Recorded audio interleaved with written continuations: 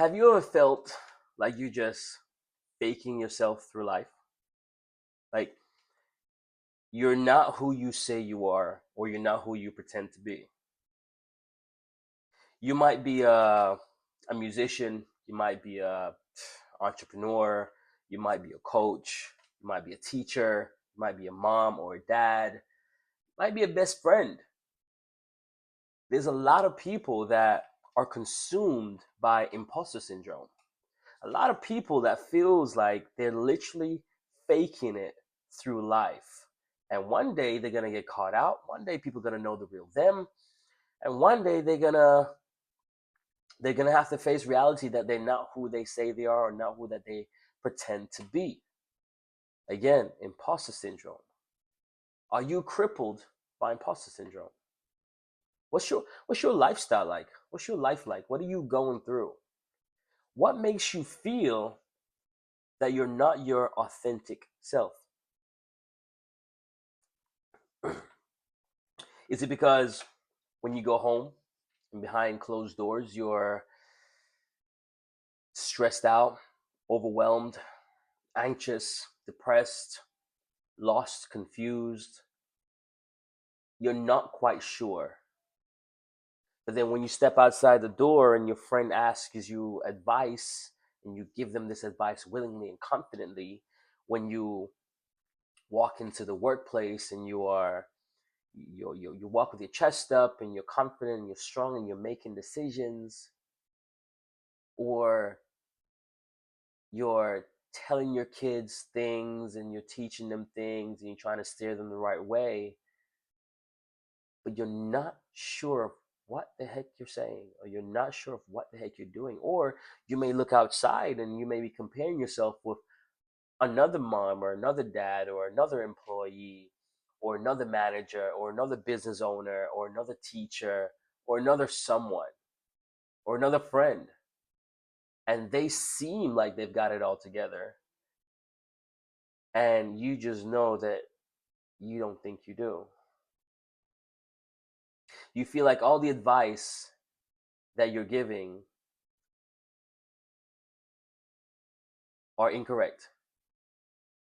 You feel as if you need advice because your life is unstable. Your life is still being figured out, right? I'll tell you something. I'll tell you something. At one point or another, we all face some degree of imposter syndrome. Because as a friend, as a parent, as a father, as a mother, as a teacher, as an educator, as an elder, as a more mature person, we give advice. We give advice a lot, right? Whether you're in the workplace or whether you're out in a coffee shop, the exchange of conversation is entangled with advices, is entangled with levels of wisdom and experience, your own thoughts, your own feelings on things that people will take on board and try to action, your recommendation, right? So every day we're transferring information in forms of advice.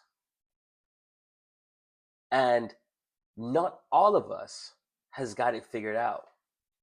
It's impossible to have your life figured out. You may know where you want to go. You may have KPIs, key performance indicators of what you want to achieve, what you're trying to build, who you're trying to be around, who you're trying to become, what your life looks like a year from now, 2 years from now, 3 years from now. But in between every month, you will have circumstances and challenges that you will have to figure out that will disrupt the balance that you're on right now. And it's understanding the imbalance is how you control your life. No one, no one has their life figured out directly. No one has themselves figured out because we haven't lived yet, right? We haven't had a chance to live a full life and start over. If that was the case, then yeah, we know who we are, we know what we're going to face, we know our strengths and our weaknesses. But right now, we're still living. Year by year, we're getting older. Year by year, we're getting new, different, and same experiences that we have to fix. Year by year, we're being introduced to a different place in our lives. Even if we're at the same job 10 years later, we're still learning more about ourselves as each year goes by, right? So sometimes things may seem stagnant, sometimes things may seem very disruptive and all over the place. But that is a part of life. That is a part of figuring out who you are, figuring out your strengths, figuring out your weaknesses, figuring out your character, figuring out your frequency, figuring out your resilience, figuring out your discipline. This is all part of it. So when you say you feel like an imposter, it's because you're comparing yourself to someone else. So if you feel like you're comparing yourself to someone else, you will feel like an imposter because you're not that person, right? If you're comparing yourself to you, then you won't you bypass that feeling of imposter syndrome, right? But it's hard. It's easier to say. It's hard not to compare because we need a point of reference financially, physically, emotionally, relationally, through your family. We need a point of reference to know whether we're doing better or worse, whether we're good or bad. We need someone to say, oh, yeah, that was great advice for us to have a point of reference. Like, okay, I guess I do have some quality of understanding about this topic or these circumstances. But if you gave advice and that person just took it off and went and didn't give you any feedback, didn't give you any response, we would never know how well we can converse on this topic or well we can handle the situation, right? So, in order for you to overcome your imposter syndrome, you need to start looking more within yourself than outside yourself. You need to start comparing yourself with yesterday and last week. And you need to start engaging in future development of yourself, not based on who's around you, not based on recommendations, but based on how what trajectory you want to go, what direction you want to go, and what things you want to have for yourself.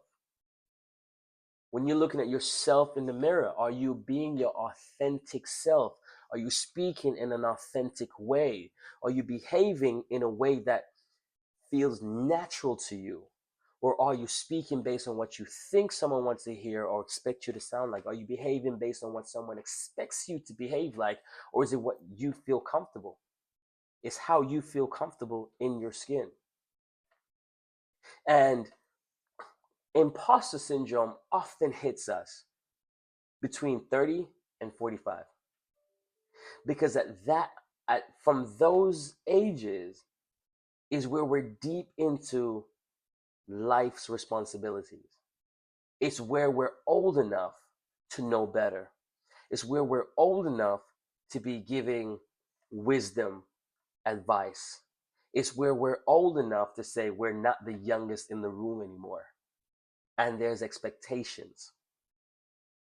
There's a level of conversation. There's a level of responsibility that we are expected to be operating at. A certain frequency or validation that we need to be uh, working on, right? There's certain inventory that we need to be we need to have within ourselves. There's certain tools we need to have within ourselves between the age of 30 and 45. And it becomes more intense and stressful because of the people that we're going to be surrounded by in our jobs, in our circles, in the coffee shop, at the bar. We're old enough where people have expectations. And we're old enough to want to meet those expectations. And thus we fall into imposter syndrome because of the expectations and the responsibilities, some of us, if not most of us, are pretending to be the kind of person that we're expected to be, or pretending to be the kind of person we would like to be, and we get a little bit lost and confused within ourselves. Take a moment, let that marinate. See you in the next one.